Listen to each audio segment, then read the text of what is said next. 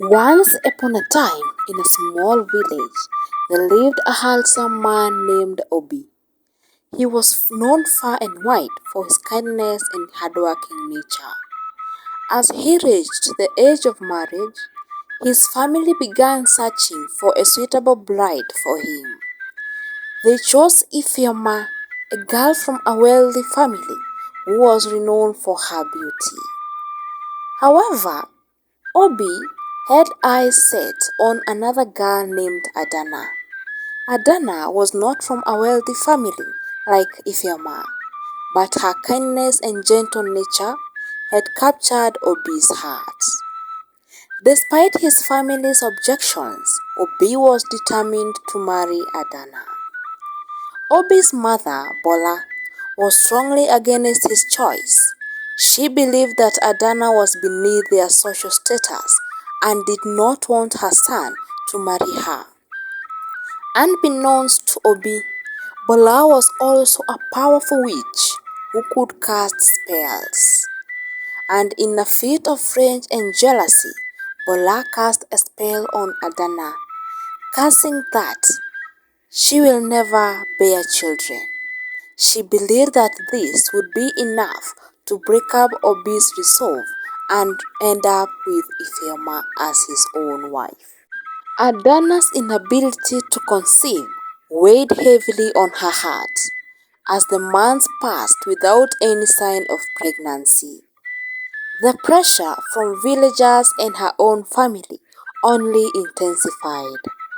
With each passing day, the fear of never being able to bear a child grew stronger, especially as she approached the age of her menopause. In a desperate attempt to uncover the truth behind her childlessness, Adana sought the guidance of the village herbalist. But despite his best efforts, he could not find any physical ailment afflicting Adana that would explain her infertility. Instead, he advised her to turn to prayers, believing that perhaps her barrenness was a result of a curse or a spell cast upon her. With tears streaming down her face, Adana poured her heart out to the heavens, pleading for a miracle that would grant her the gift of motherhood. And miraculously, her prayers were answered, and she felt the stringings of her life within her womb. But even as Adana rejoiced in the news of her new pregnancy, her joy was short-lived as her mother-in-law Bola refused to believe that Adana was truly pregnant. Accusations and doubts flew, casting a shadow of mistrust over what should have been a joyous occasion. Yet, despite all these rumors, Adana's pregnancy progressed smoothly, her belly swelling with the promise of a new life. And when the time finally came for her to give birth, the entire village gathered around, eager to welcome the newest member of their community. With a cry that echoed through the village, Adana brought forth a beautiful baby girl, her arrival showing a new era of hope and happiness for all. And as the villagers marveled at the sight of the newborn heir, they knew that Adana's love and determination had triumphed over adversity, proving that miracles were indeed possible for those who believed. As days turned into weeks and weeks into months, the young princess Folake grew into a beautiful and spirited child. But as she began to take her first tentative steps, her parents noticed something troubling. Folake was unable to walk. It soon became apparent that she was crippled, her legs twisted and weak. The news of Folake's condition spread quickly through the palace, casting a shadow of sadness and disappointment over what should have been joyous occasion. For in a society where physical perception was prized above all else, the idea of a crippled princess was seen as a disgrace and abomination. Bola, Obi's mother, and Folake's grandmother, was particularly vocal in her disapproval. "What a disgrace!" she exclaimed, her voice filled with jealousy and pain. "We cannot allow a cripple to live in the palace. The palace is meant for special people, not for those who are broken and imperfect," she was heard saying. As tensions simmered within the palace walls, Obi, determined to address the issue before it could escalate further, called a meeting of the family members to discuss Folake's condition in private. Sealed around a large table, the king, queen, and other members of the royal family gathered to confront the difficult truth. "What are we going to do now that our heir is not physically fit?" the king asked, his voice heavy with concern. "And most of all, my wife is unable to bear children anymore. She has already hit her menopause."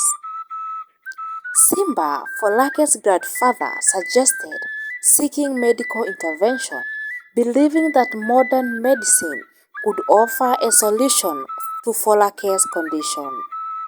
But Bola, Folake's grandmother, ever skeptic, dismissed the idea outright.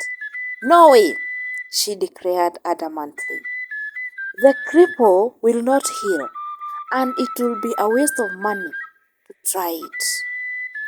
Adana, Folake's mother, could not bear to hear her daughter referred to such derogatory terms. "Please, ma," she pleaded, her voice trembling with emotion. "Do not refer to my child as a cripple. She is a blessing, and it took me prayers to bring her into this world." But Bora's response was swift and harsh. "Shut up," she snapped, her words like a slap in her face. "You are nothing but a fruitless tree, and your daughter is a burden to this family." In the midst of the chaos, Bola proposed a solution of her own. "I suggest that we call Ifeoma," she said, her eyes narrowing with determination. "She is still single, and she loves Obi, my son. She must be very fruitful, unlike some people here." But Obi, the king, would hear none of it. "No way," he declared, his voice ringing with defiance. "I love my wife Adana and my daughter Folake, and I will not abandon them for the sake of convenience of social status." As Bola's cruel plans unfolded, she cast a spell upon her own son Obi, forcing him to marry Ifeoma against his will. Oblivious to the plan that had befallen him, Obi found himself bound in marriage to Ifeoma.